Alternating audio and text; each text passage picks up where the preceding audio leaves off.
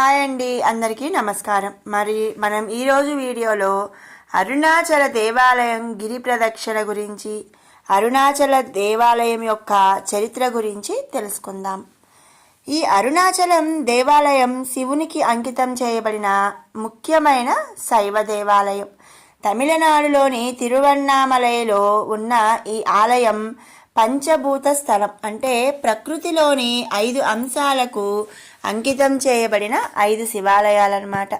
జాబితాకు చెందినవి, అంటే దానికి సంబంధించినవి. అధిష్టానం అగ్నిలింగం రూపంలో ఉంటుంది. అరుణాచలం దేవాలయం యొక్క ప్రాముఖ్యత ఏమిటంటే, ఇది భారతదేశంలోనే అతిపెద్ద శివాలయం.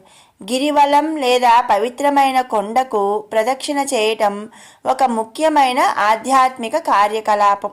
ఈ చర్య యొక్క ప్రాముఖ్యత ఏమిటంటే, నడక భక్తుడిని అతని పాపాల నుండి మరియు జన్మ మరియు పునర్జన్మ చక్రం నుండి ఉపశమనం చేస్తుంది. ప్రధాన దైవం అన్నామలయ్యార్ లేదా అరుణాచలేశ్వర్ మరియు అతని భార్య ఉన్నమాలయ్యార్. నయనారుల తేవారం మరియు తిరువెంపై వంటి ముఖ్యమైన తమిళ సాహిత్యం తిరువన్నామలై అరుణాచలం ఆలయాన్ని ప్రస్తావిస్తుంది. ఇక అరుణాచలం దేవాలయం యొక్క గిరి ప్రదక్షిణ.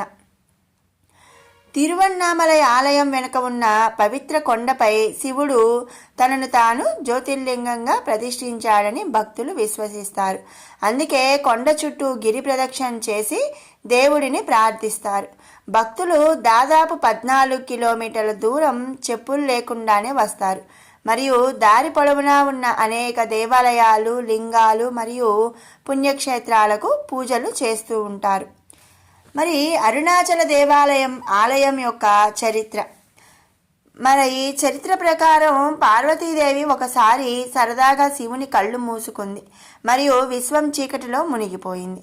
తన తప్పును గ్రహించి ఆమె తపస్సు చేసింది మరియు శివుడు ఒక కొండపై అగ్నిస్తంభంగా కనిపించాడు. కాలం అగ్నిలింగంగా మారింది మరియు కొండ తిరువన్నామలైగా ప్రసిద్ధి చెందింది. మరొక పురాణం ప్రకారం విష్ణువు మరియు బ్రహ్మదేవుడు ఎవరు గొప్ప అని నిర్ణయించడానికి ఒకరిపై ఒకరు పోటీ పడ్డారు. అప్పుడు వారు శివుడిని న్యాయమూర్తిగా ఉండమని అభ్యర్థించారు. శివుడు సవాలు విసిరాడు. ముందుగా తన కిరీటం మరియు పాదాలను చేరుకునేవాడు విజేత అవుతాడు. అప్పుడు అతను అగ్ని యొక్క పొడవైన స్తంభం లేదా అగ్నిలింగం రూపాన్ని తీసుకున్నాడు.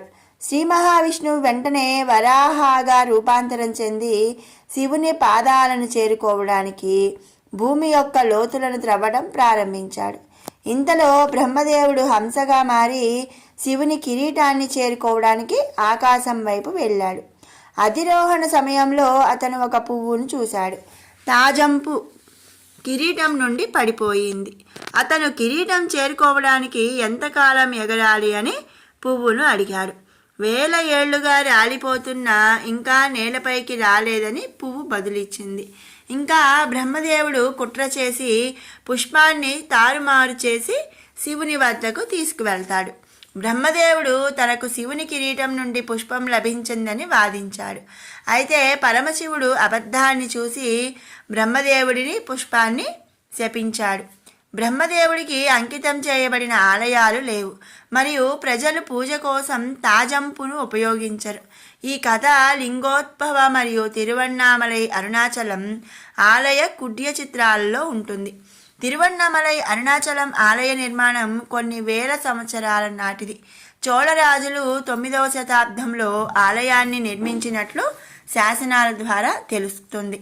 శివుడు ఇక్కడ అగ్ని రూపంలో ఉన్నాడు కాబట్టి హిందూ మాసంలో జరుపుకునే కార్తీగై దీపం పండుగకు చాలా ప్రాముఖ్యత ఉంది. ఇది నవంబర్ మరియు డిసెంబర్ మధ్య వచ్చే 10 రోజుల పండుగ మరియు సూర్యాస్తమం సమయంలో తిరువన్నామలై కొండపై మహాదీపం వెలిగించడంతో ముగుస్తుంది.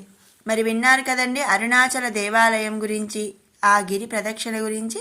మీకు ఈ వీడియో నచ్చినట్టయితే లైక్ చేయండి, షేర్ చేయండి. అలాగే మరిన్ని అప్డేట్స్ కోసం మన ఛానల్ని సబ్స్క్రైబ్ చేసుకోండి. Thanks for watching.